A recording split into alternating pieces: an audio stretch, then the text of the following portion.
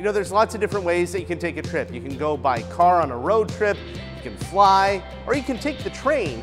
And you know, I've always kind of liked the idea of the train, but it hasn't been till coming to Japan that I've fallen in love with trains. And today, it's gonna be like going to Disneyland. I'm at the Railway Museum in Omiya.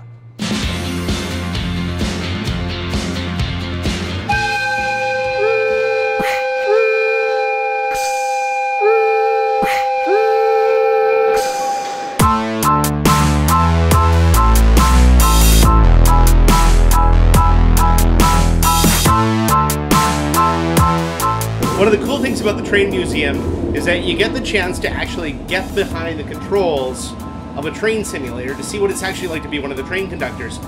So today I'm sitting in this commuter rail cockpit, I guess if you want to call it, and I've got all the controls here in front of me. I've got a window in front of me that's going to show me the view of where I'm going, and we're going to see how well I do at driving a train. Fingers crossed. All right, here we go.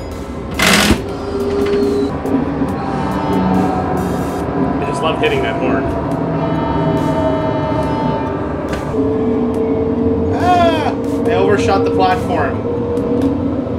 That's not good. I don't think that's a good game. I'm gonna get fired.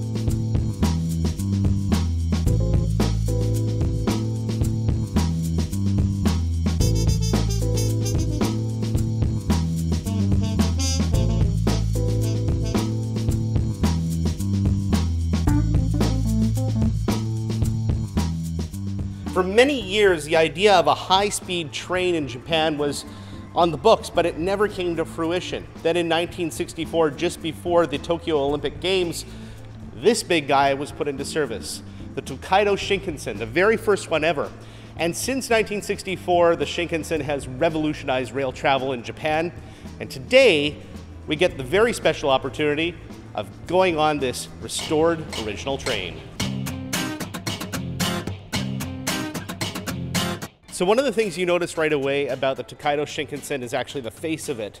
It kind of has this very pleasant look to it, and that's something that the designers say they actually took some time and effort to try and create, was this friendly looking train, and it's kind of a neat face. We'll go inside now.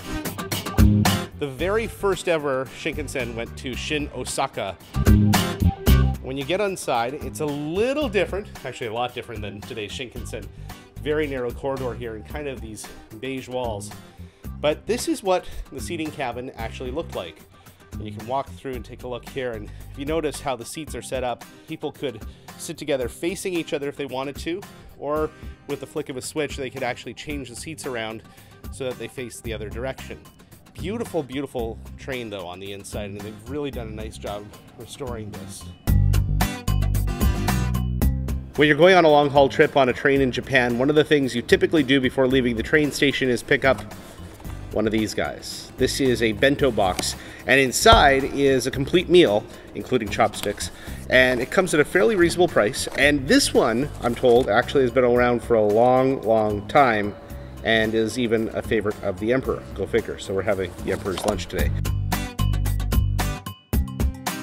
So inside the bento box, we have set of chopsticks, which are ultimately important. Ketchup rice. Ketchup rice is what we have here.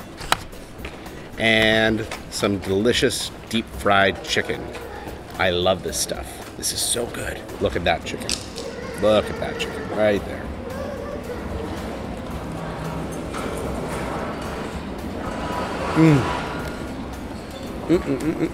So good.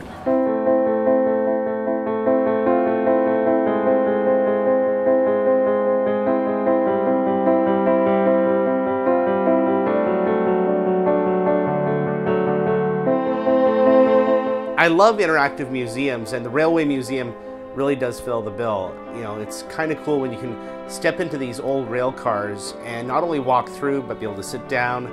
Just got to get a sense of what it was like to be in these trains back in the day. Gives you a real sense of time and place.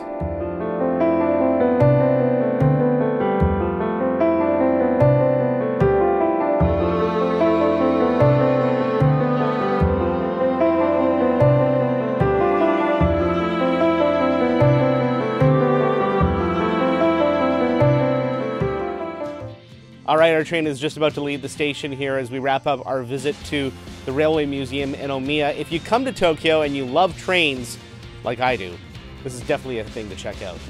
For more on my trip, make sure you visit my website, gonejohn.com. And for more videos just like this one, be sure to subscribe to the YouTube channel. Thanks for watching.